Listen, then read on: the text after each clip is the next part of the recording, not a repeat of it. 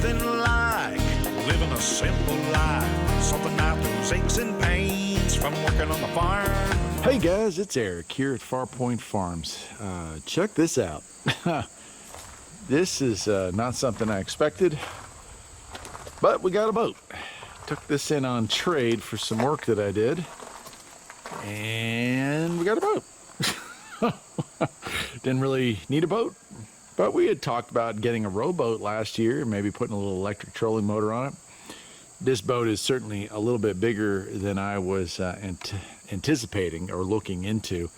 I don't think this is something that the little rabbit truck there can haul, but it might. I don't know. They're about the same size.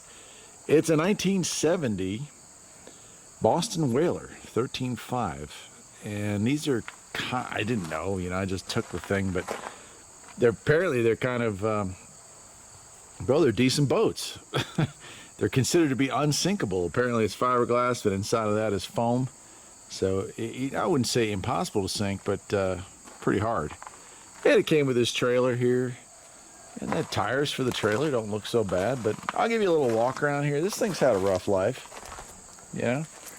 but it's still pretty darn nice. It's the second biggest boat I've ever owned. I think it was an 18-foot ski boat. It was also 1970 model. Isn't that weird enough? But it had an 85 horsepower engine on it. This old girl here, she's got a 25 horsepower Evenrude. I think it dates to the mid-90s. I haven't been able to find a serial number on it, but little two-cylinder, two-stroke Evenrude, hopefully fixable.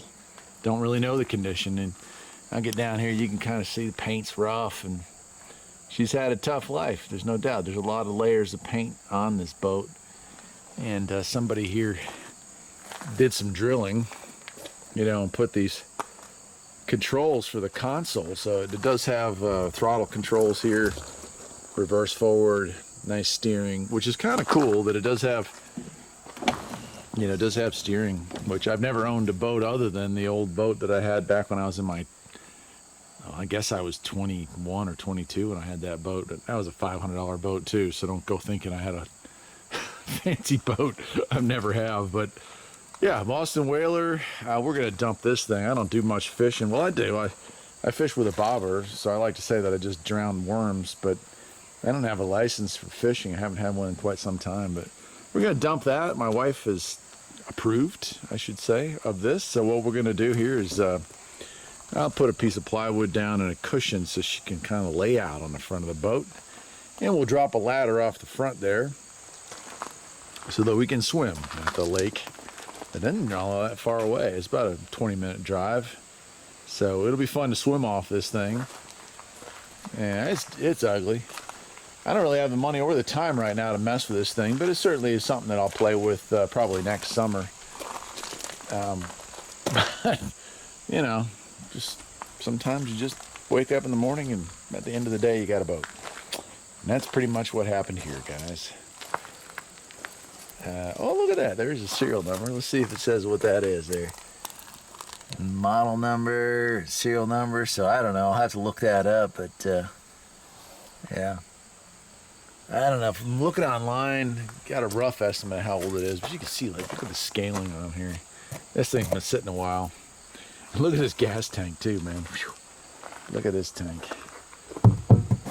It is sun beaten big time, but you know what? Other than the fact that it's disgustingly bad gas in there, it's not cracked, and it's like $30.